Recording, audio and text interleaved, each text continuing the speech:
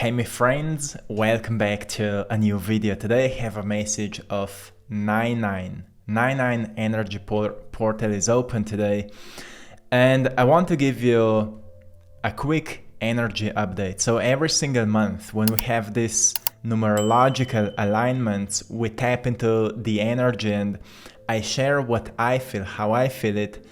So with a great hope that you may resonate with it. If you find something helpful, something practical from it, something inspiring from it, well then my purpose is completed.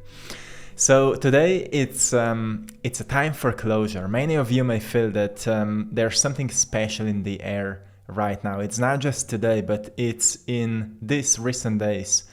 Like you may feel it's time for closure. It's time for decluttering. It's time for more clarity about where you're going, to leave the old energies behind and notice which parts of yourself you want to sharpen from this day forward.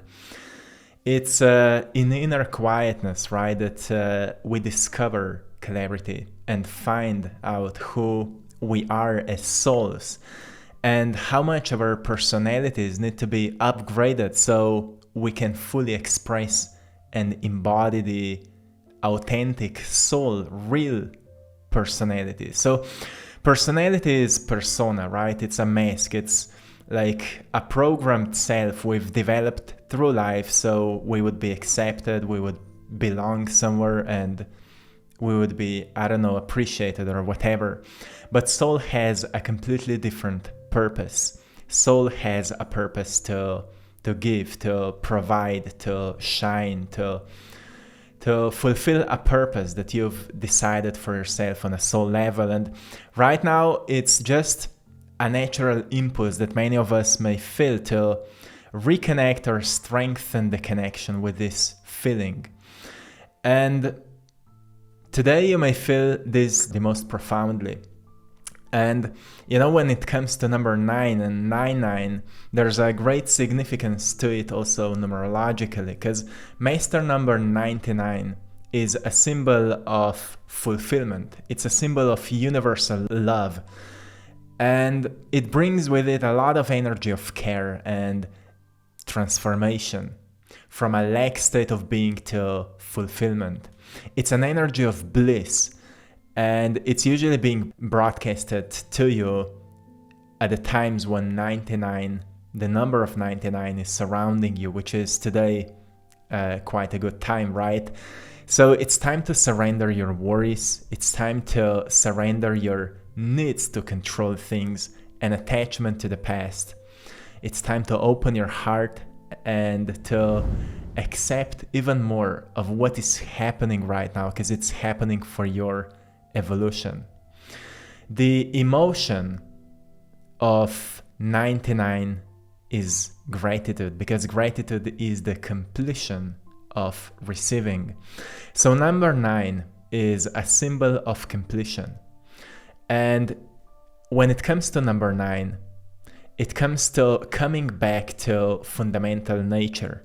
That's why if you combine any number with number 9, it brings us back to its natural state. Like for example, 9 plus 1 is 10, and then 1 plus 0 equals 1.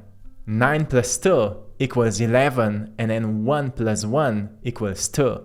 9 plus 3 equals 12, and 2 plus 1 equals 3. And that's the power of number 9. So it doesn't matter how far away from yourself you've been in maybe recent years, recent months, or you know, whatever you're going through.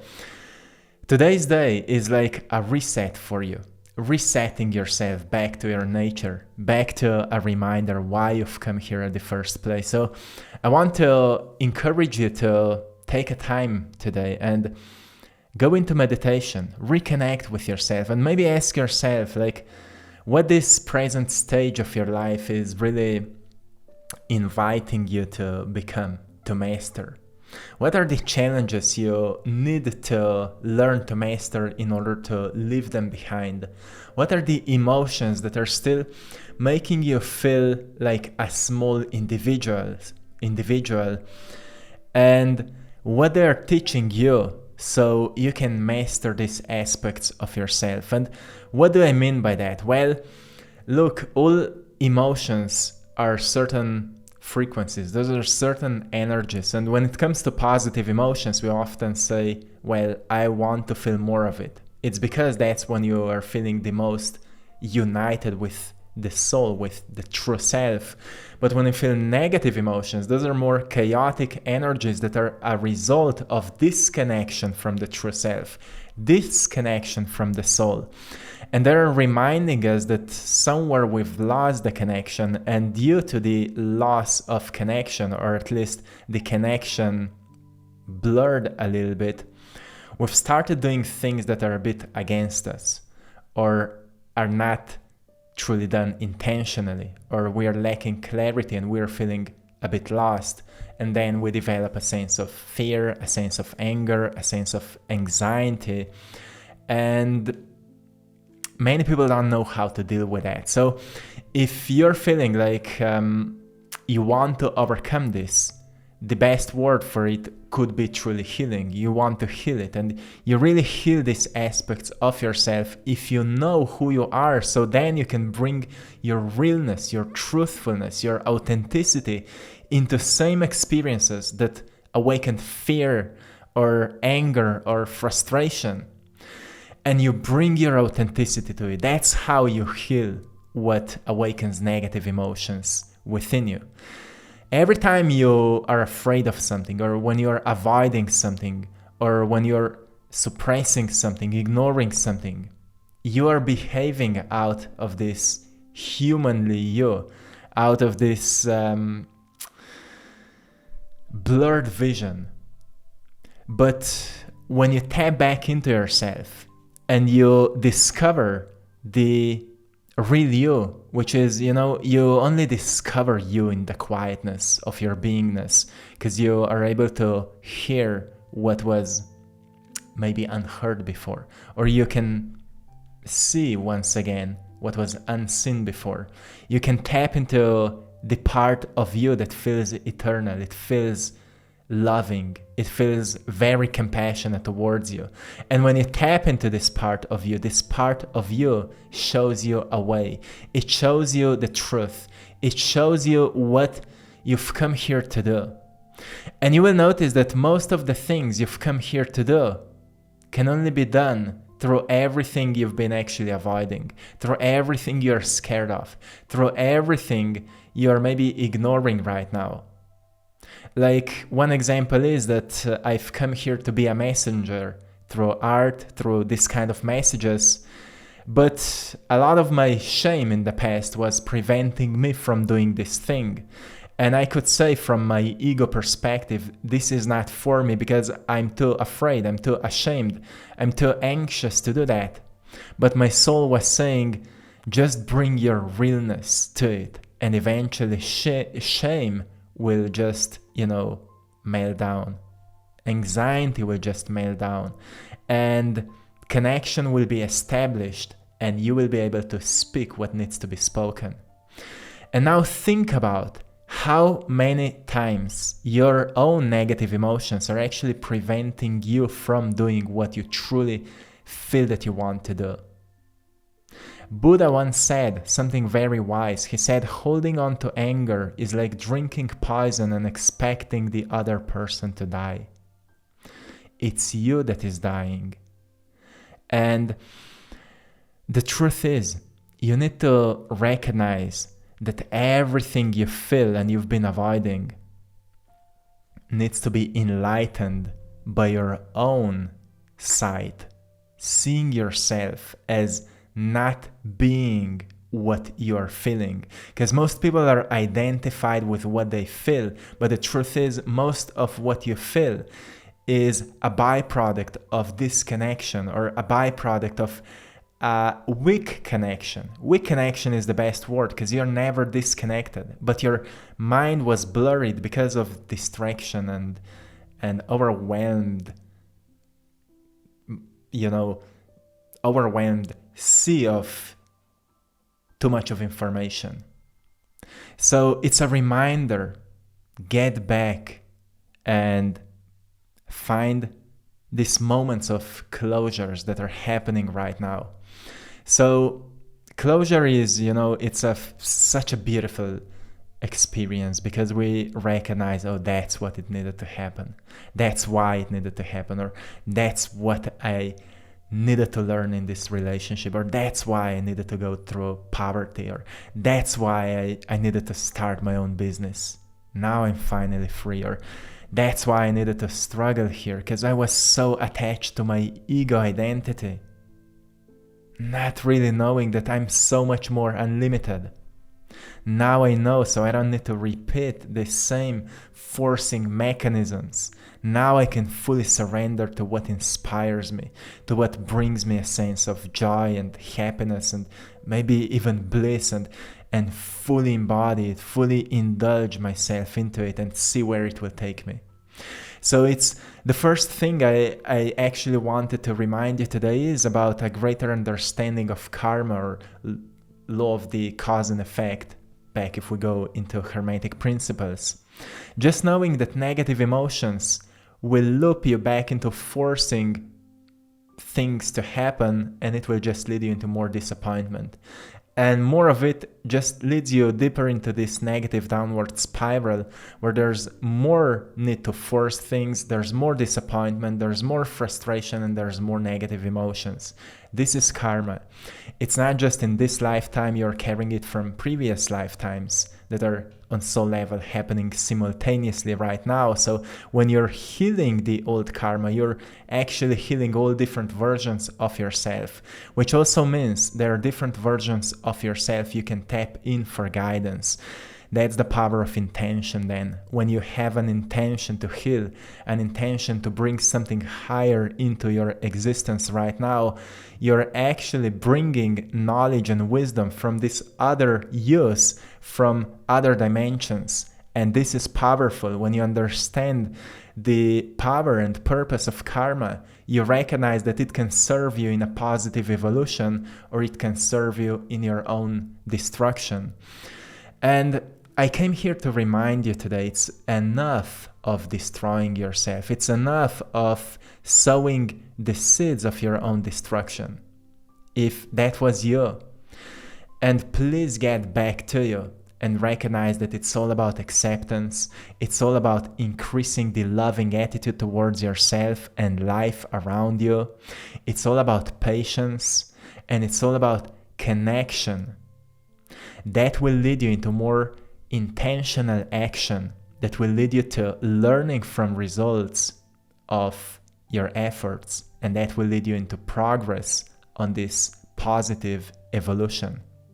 So everything starts with acceptance first.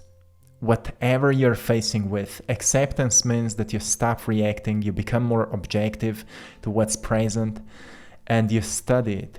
You study it like a student. In Buddhist teachings, they said having a student's mind, a beginner's mind, that's acceptance.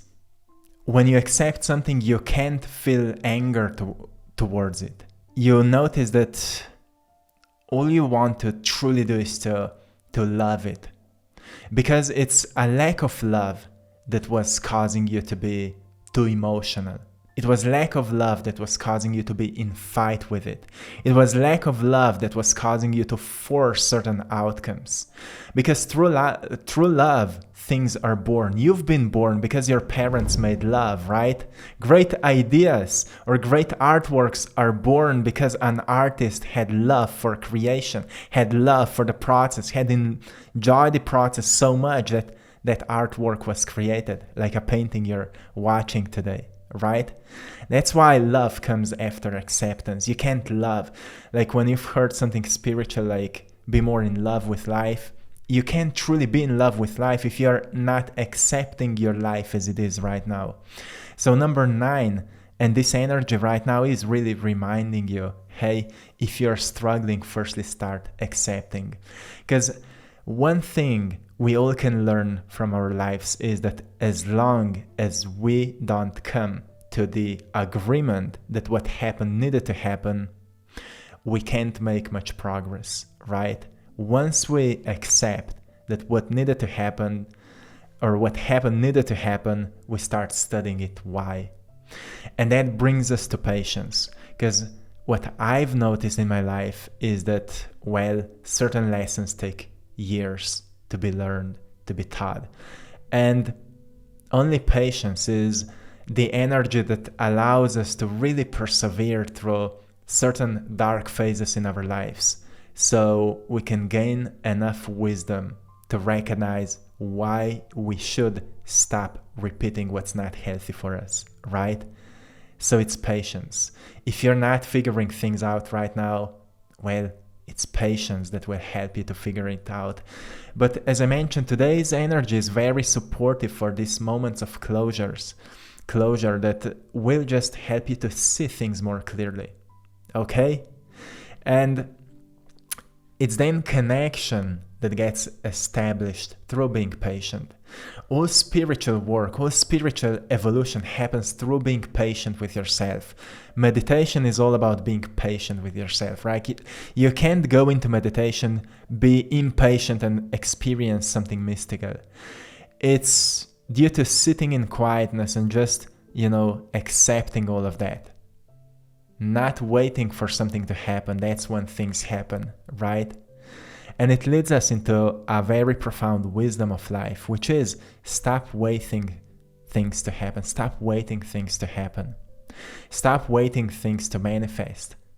But rather, what Eckhart Tolle said, something very interesting. He said, do not be concerned with the fruit of your action. Just give attention to the action itself. The fruit will come of its own accord. Just give attention to the action itself. Be more present in action, in activity, in creation, in relationships, in anything you're going through. Just be more patient, more present, and you will notice that a sense of pattern recognition is awakening within you, which is truly a sense of understanding of karma.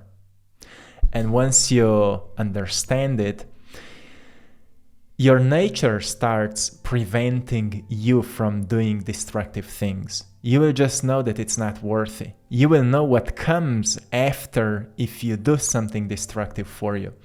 And just as a higher spiritual morality awakens within you that tells you that you're worthy of so much more, and therefore you turn yourself into a direction that will take you to so much more, right?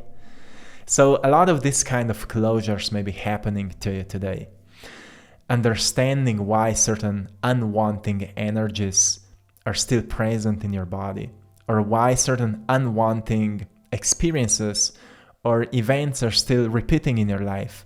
A lot of these things will become more clear to you today or in the next few days. So if things like that happen to you, take a piece of paper, write them down, because journal around them a little bit, because you may learn so much from your own mistakes and from your own life's situation to recognize that so many things that in the past resonated with you today are maybe not aligned with you anymore, and it's completely okay to outgrow them.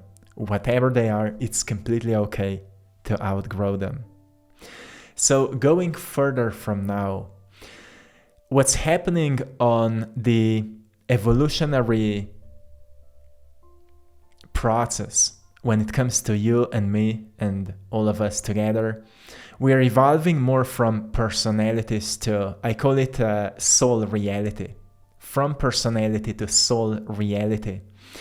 That's the evolution that's happening right now. And soul reality for me means that as souls, we are already perfect as we are, and we have our own vision for how we are intending life to be created, or how we are intending life to be if we act out of love, if we act out of this creative power that comes out of highest integrity and ideal that creation has for us. And therefore, we need to upgrade our personalities, because most of our personality is created out of our past, out of our history, out of our genes. And then we need to integrate our soul, our understanding, our wisdom into our body so we can shape ourselves into a higher order through action, through attitudes, through emotional responses, right? So that's what is happening right now to many of us. This is, the inner healing, maybe inner child healing if you're into this work, or shadow work, or whatever you're doing. The point is that you discover your true self, and you notice how could you bring more of it into your body, into your own self-expression, and therefore embody this really authentic empowerment, which is so much more than we can imagine intellectually. It's more, it's more deeply experienced through sensations of happiness, of joy, of bliss, of incredible sense of creativity. And as Ram Dass said, the path is not about becoming more than you are, but about discovering what you already are. It's really about discovering who you already are, because once you know, and so many of you are already at this point where you know who you are, and you're maybe questioning, like, how can I bring more of this part of me into moments of my life where I'm struggling the most, or into moments of my life where I'm still maybe pleasing someone, or into moments of my life where I'm still struggling with, I don't know, finances or health or something that is challenging too. And you're wondering, how can I bring more of this soul into it? And what I was doing to really deal with that, and I'm still doing it, is that I always ask myself, like, what the most loving me would do in these situations. And most of the time it's really finding, what can I be grateful for? Like, for example, when I was dealing with the lack of money in the past, I needed to learn. Every time I was paying a bill, or every time I was buying something, I needed to learn to really be grateful that with money that I've earned, with something I've done, I can support this, I don't know, grocery store or something. I've made something up that give me a sense of gratitude, that just because I am here, I can support this, or I can support this, so, I don't know, this person here can receive a salary or something like that. And whatever it was, it helped me to feel grateful for it. And eventually I've noticed that I have less and less and less fear for paying bills or buying something. And eventually I've noticed that gratitude just came naturally to me. And after some time my income started increasing. And things like that happen so spontaneously sometimes that we actually forget what brought us to there. But then if we reflect, we notice, well, our attitude changed. Firstly, our attitude changed, and then our life started changing. So I call it a soul vision. You see beyond what your mind can see.